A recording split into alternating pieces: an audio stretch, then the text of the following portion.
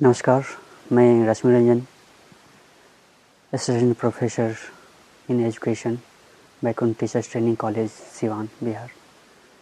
मैं Vardhman Mahavir open university Kota में आप सभी का स्वागत करता हूं। आज जो लेक्चर होगा वो होगा रेनफोर्समेंट स्किल पर। सबसे पहले ये बता दूं कि ये रेनफोर्समेंट स्किल होता क्या है। रेनफोर्समेंट मीन्स होता है वह अनुक्रिया, वह उद्दीपक जो किसी अनुक्रिया को बढ़ाने के लिए प्रदान हम करते हैं, उसे रेनफोर्समेंट के नाम से जानते हैं। पुनर्बलन का तात्पर्य होता है पुनः बल देना, अर्थात ऐसे उद्दीपनों का प्रयोग करना या उन्हें हटाना ताकि किसी अनुक्रिया के होने की संभावना बढ़ जाए। यानी किसी अनुक्रिया को बढ़ाने के लिए जब हम कोई भी उद्दीपक को प्रेजेंट करेंगे या उसको उस परिस्थिति से हटाएंगे, तब हम उस कौशल को पुनर्बलन कौशल के नाम से जानेंगे। इससे सीखने की प्रक्रिया में गतिशीलता आ जाती है। शिक्षक के ये सकारात्मक व्यवहार छात्रों के लिए उद्दीपन का कार्य करता है। पुनर्बलन जो कौशल है, इसका बहुत ही ज़्यादा महत्व है हमारे टीचर एजुकेशन में। इस कौशल के द्वारा छात्रों में आत्मविश्वास की हम वृद्धि कर सकते हैं। पुनर्बलन कौशल छात्रों के आंतरिक जो व्यवहार हैं, उस व्यवहार को परिवर्तन करने में शक्ति प्रदान करता है। यह जो कौशल है छात्रों को अच्छे कार्य करने के लिए भी प्रेरित करता है, या जिस कार्य के बाद हम इस कौशल का प्रयोग करते हैं या मीन्स कि पुनर्बलन का हम प्रयोग करते हैं, तो वह कार्य वो बालक भविष्य में करने के लिए प्रवृत्त हो जाता है। अब हम आते हैं पुनर्बलन के प्रकार पर। सामान्य रूप से पुनर्बलन के दो प्रकार होते हैं। पहला है वो धनात्मक और दूसरा ऋणात्मक, जिसको हम पॉजिटिव रेनफोर्समेंट और निगेटिव रेनफोर्समेंट के नाम से जानते हैं। धनात्मक पुनर्बलन वैसे पुनर्बलन को कहते हैं जिसमें किसी भी प्रबलक को, किसी भी स्टिमुलस को जब परिस्थिति में उपस्थित किए जाते हैं तो उसको पुनर्बलन, धनात्मक पुनर्बलन के नाम से जानते हैं हम। या इसके दूसरे शब्दों में हम कहें, इसके देने से क्या होता है, उस अनुक्रिया, जो अनुक्रिया है वो बढ़ जाती है। प्रेजेंट करने से, यानी स्टिमुलस को प्रेजेंट करने से, उपस्थित किसी परिस्थिति में उपस्थित करने से पुनर्बलन, वह अनुक्रिया बढ़ जाती है। जैसे हम भोजन देते हैं, जैसे हम शाबाशी देते हैं, किसी छोटे बच्चे को चॉकलेट देते हैं, तो ये सब जब हम प्रेजेंट करेंगे तब उसको हम धनात्मक पुनर्बलन के नाम से हम जानेंगे। ये जो धनात्मक पुनर्बलन है, जो पॉजिटिव रेनफोर्समेंट है, वो भी दो तरह से दिया जा सकता है। वो एक शाब्दिक रूप से और एक अशाब्दिक रूप से।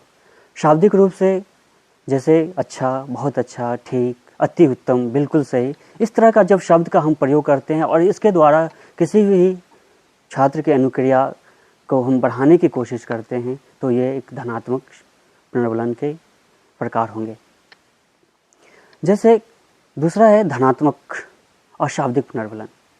जैसे हम कुछ शब्द के प्रयोग नहीं करके फिर भी हम किसी बालक को एक पुनर्बलन देते हैं, जैसे मुस्कुरा करके, सिर हिला करके, आँख के इशारे से, मुख्य मुद्रा के द्वारा सहमति दे करके, इस तरह का जब हम पुनर्बलन का प्रयोग करेंगे, वो आपको धनात्मक पुनर्बलन और शाब्दिक पुनर्बलन होगा।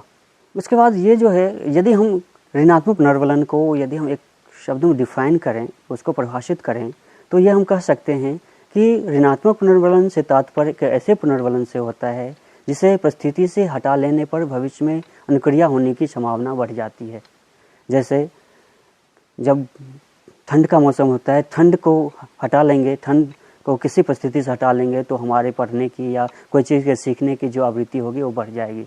यदि बहुत तेज़ रोशनी है, उस रोशनी में हमें कार्य करने में समस्याएं आती है, उस समस्या को हटाने के लिए जब रोशनी हम कम कर देंगे, वो भी एक तरह का ऋणात्मक पुनर्बलन का उदाहरण होगा। मूल्यांकन के घटक, ये जो पुनर्बलन कौशल है, पुनर्बलन कौशल को हम मूल्यांकन करने के लिए कुछ इसके घटक निर्धारित किए गए हैं।